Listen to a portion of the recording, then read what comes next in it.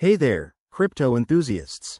Welcome back to our channel, where we break down the latest in blockchain tech to make your digital life easier. Today, we're tackling a super useful topic: how to import your Trust wallet into Metamask in 2025.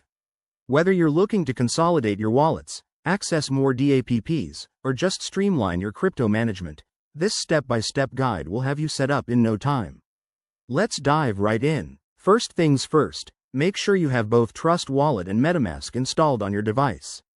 Trust Wallet is great for mobile storage, but Metamask shines on desktop for advanced features.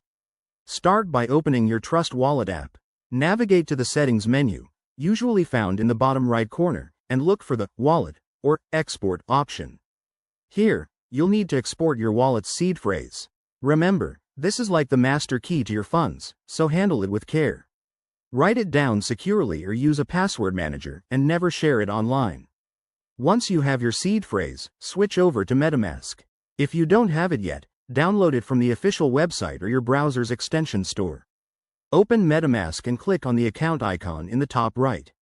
Select Import Wallet from the drop-down menu. You'll be prompted to enter your seed phrase. Type it in exactly as it appears, with the words in the correct order. Hit Import and choose a new account name if you like.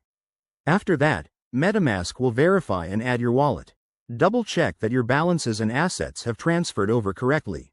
If everything looks good, you're all set. But hey, always test with a small transaction first to ensure everything's working smoothly.